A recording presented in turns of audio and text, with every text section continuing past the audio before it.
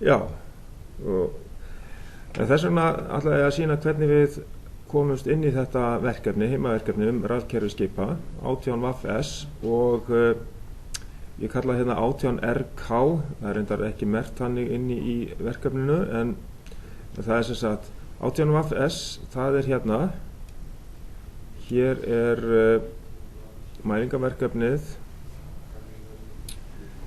þetta hérna, þar sem við erum með teikningar líka og þetta eru spurningar úr teikningum af rafmagnstöflu í vélasal, sem sagt samfösunar og ljósavegatöflunum og hérna eru nokkrar spurningar sko úr verkefninu og síðan hérna tabla þar sem að meiningin að finna í þessum teikningum sem eru hérna fyrir neðan og ég reyndi að setti sem sagt, þetta eru teikningar hérna frá 1 til 7 að þá eru þarna íhlutir sem að þarf að setja sem sagt inn á þessa töflu hérna og en ég setti reyndar inn í þetta verkefni, ég þarf að skipta því út þannig að það séu teikningarnar líka hérna fyrir neðan þannig að menn geti hugsanlega prenta þetta út til þess að vinna með þetta á pappír en aðeins að sýna ykkur dæmi hvernig menningin að skila þessu sem sagt, hérna leyst verkefni og hérna fyrsti liðurinn það að teikna eitt tákn fyrir hverja gerð íhluta sem talin í þessum lista hérna, töflu 16.1 það hérna og þá í rauninni hægt bara að taka með snipping tool sem sagt eitt stykki af til dæmis Q1 og hvernig gerir maður það? Úr bókinni bara? Nei, sérðu, hérna eru myndirnar og ef við förum hérna í kannski mynd 3 ég opna hana hérna þá Q1 hérna til dæmis og þá tek ég bara snipping tool hérna og tek hérna mynd af tákninu og skellinni þannig inn það bara þannig og smelli hérna á copy og inn í töfluna hérna og setja hérna sjáðu, það bara svona það finnir bara táknið og skellið þetta inn og ef þið finnið ekki táknið sem að verið að tala hérna þá möguleiki að þið geti skoðað þessa upptöku og reynda átt okkur á því hvar þetta að finna í Þetta verkefni Já, þetta heimadæmi já, þetta heimaverkefni, já Þetta tilheyrir ykkar heimavinnu í þessum áfanga í staðnáminu Þannig við bara komið svarið í heimadæminu Já, en þeir verða að vinna það samt það ekki hægt að taka upptökuna og skila henni Nei Þannig að hérna sem sagt, þið getið gert þetta alveg með því að fara án þess að skoða upptökuna ef þið reykist ekki neitt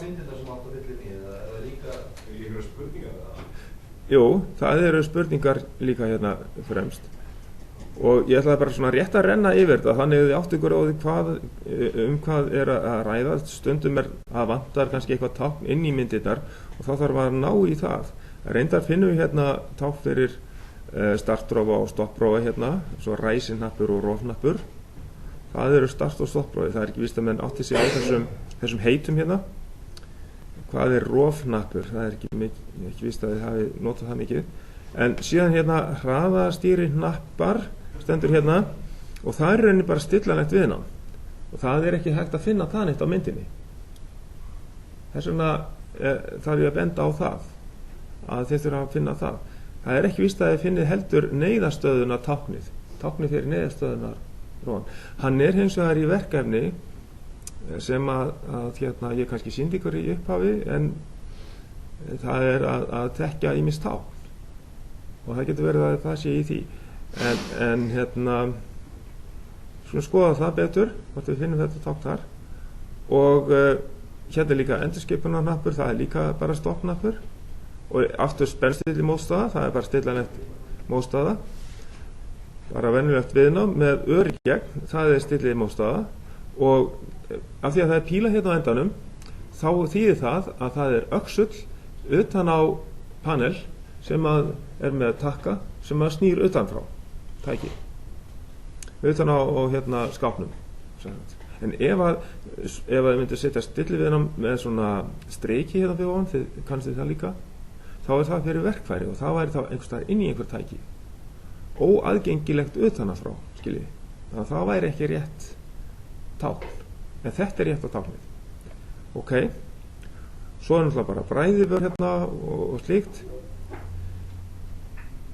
Já, hérna er talað vörn, skammsvörn og yfirströmsvörn. Hér vantar, segi ég, tákn fyrir þetta, en þetta er í sama verkefni, og þetta er náttúrulega líka í mynd. Það er bæði skammhlaups og yfirströmsvörn. Það geti líka verið þar, já. En það var þetta er sambyggt. Já, en þetta er bara sambyggt.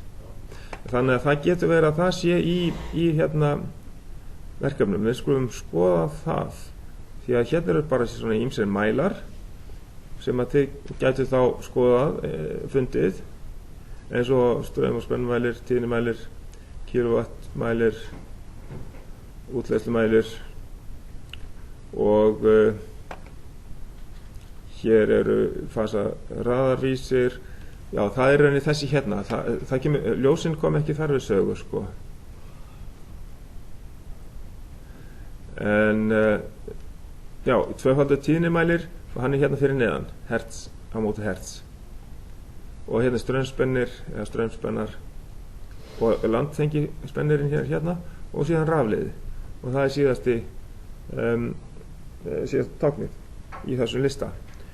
En ég ætla að reyna bara að átta mig á því hvaða, sko, hérna var þessu myndum ekkert bætt við. Ég ætla að reyna að átta mig á því hvar ég get fengið sambyggða skammhlaupsvörn og yfirálfsvörn í þessum myndum. Það er nú líklega við álagi, það gæti verið við álagi. Já, það gæti í rauninni verið hérna, þetta bara svona tákn. Þá er sennilega búið að ná því annar staðar. Sjá. Býtum nú við, sambyggð skammhlaups yfirálögs. Það er til dæmis bara eins og þetta. Þetta er sambyggð skammhlaups og yfirálögs. Sjáðu, það er þessum að örinni hérna þýðir skammhlaup. En yfirálögsvörn, það er þetta með svona kassanum hérna út. Þessi lína hér. Þannig að þetta er bara venjulega afrófi frá Q8 til Q11, og hérna er sambyggð yfirálsvörn og skammsvörn. Þannig að við, hvar var þetta sem að vantaði? Það var hérna. Já, F31. Það er spurning hvort að F31. Það er kannski ekki nákvæmlega þetta hérna, af því að þetta er Q8 hér. Það er möguleiki að við sjáum það annars staðar, en það var þetta verkefni sem ég ætla að reyna að finna, það sem að ég finni þetta tákn hérna í, svo þau þurfum ekki að teikna það upp. Þá ættum við að sjá hérna hvar þetta kemur fram. Þetta er heimaverkefni rafkerfi skipa, og hér kemur það sennilega neðst tákn í raftekningu laust, og það er þetta hérna skjal, og hér höfum við táknmyndina af neyðarstöðunarofa. Þannig að það sjáið þið ýmis tákn sem að hérna eru notuð í þessum teikningum og ég var að hugsa að dreifa blaði þar sem að þið skrifið niður hvað er hvað. Þannig að nú getum við farið yfir þetta að þetta köllum við þá tveggja póla sjálfar. Þetta með þessum fánum svo tveir rofar Sko sjálfar samanstendur reyndar af yfir álagsvörð líka en það er ekki sýnt í þessu.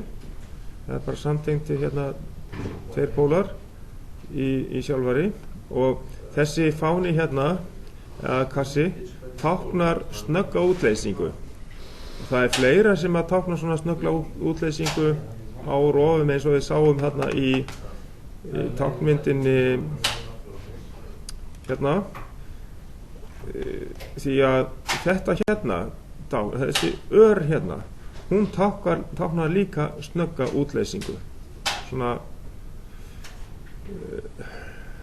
yfir strömsvörn og eða skammhlaupsvörn. Þetta er frekar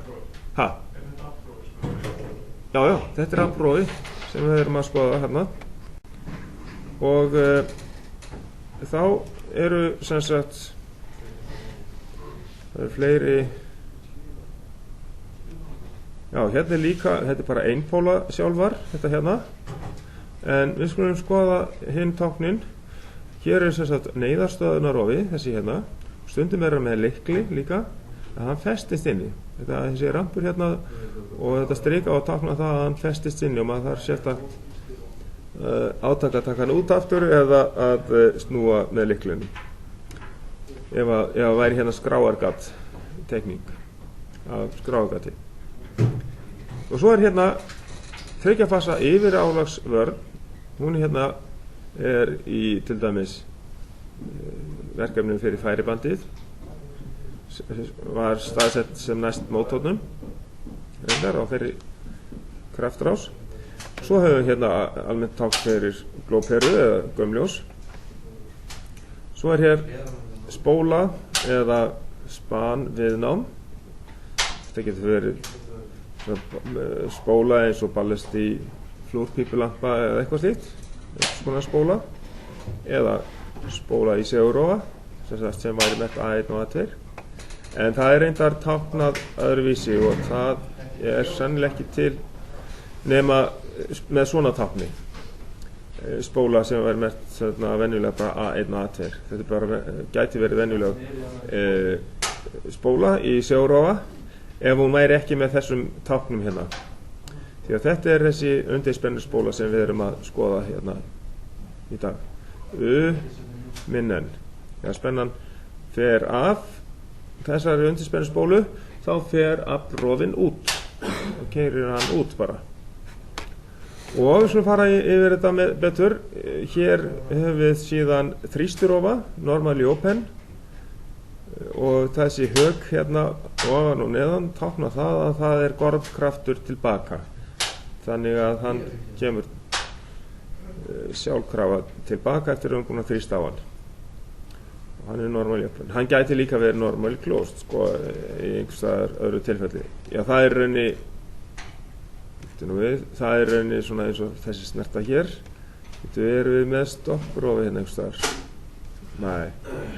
En það væri bara svipað eins og neðastopprófin.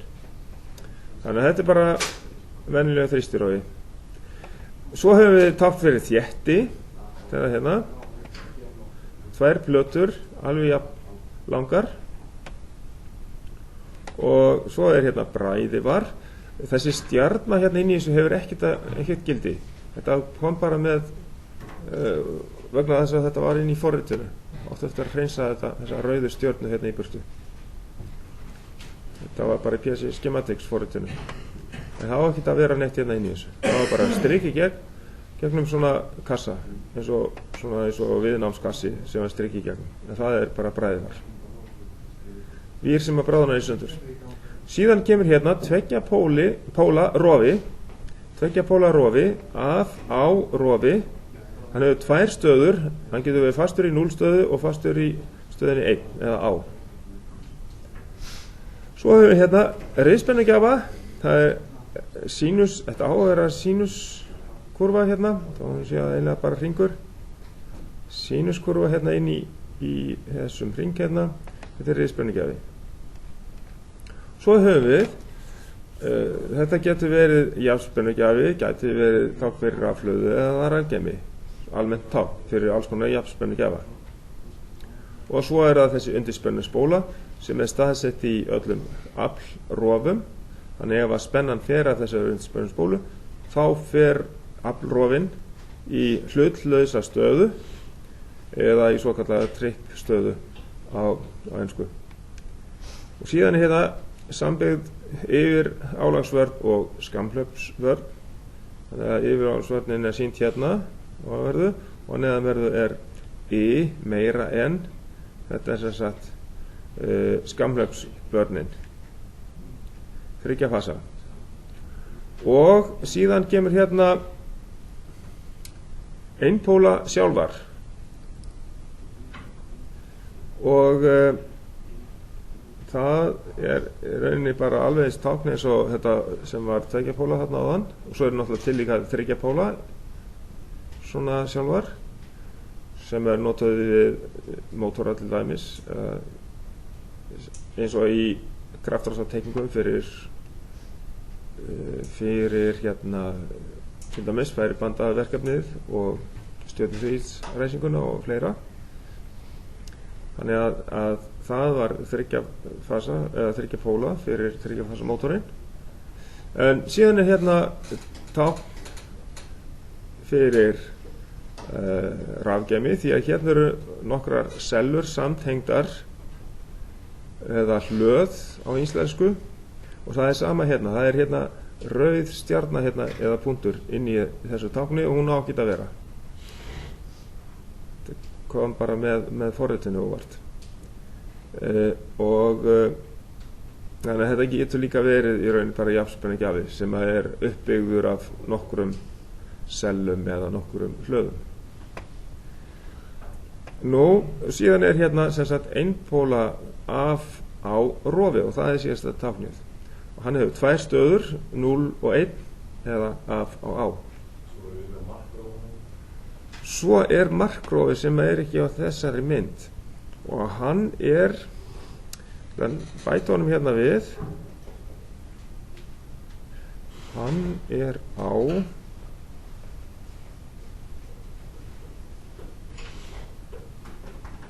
við farum bara inn í hérna myndina í þessu hérna þá er þetta mynd 1, þar eru við með teikningu innan úr aflrofa, jafnvel sko rafalarofa, og hérna eru nokkri svona markrofar, og því að það er vélræni hlutin hérna, hann stjórnar þessu svolítið í hvað stöðu þessi rofar eru. Og ef við tökum einn svona hérðan og bættum honum þarna inn, þá gæti það verið til dæmis eins og þessi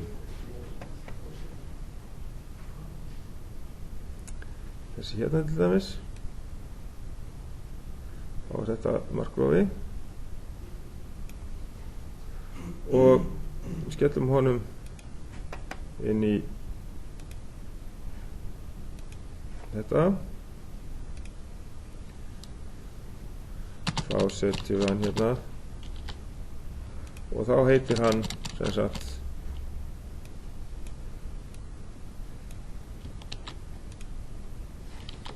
markrofi. Og það er líka markrofar á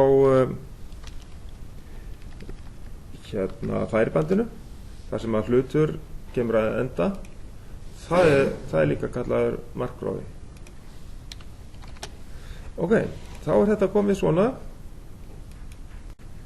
og þá er ég eftir að bara setja þetta aftur inn.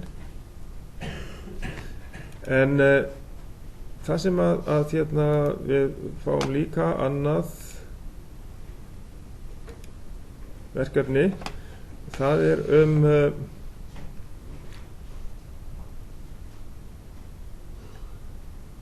Kína bát sem að sem sagt hérna eru spurningar úr þessu og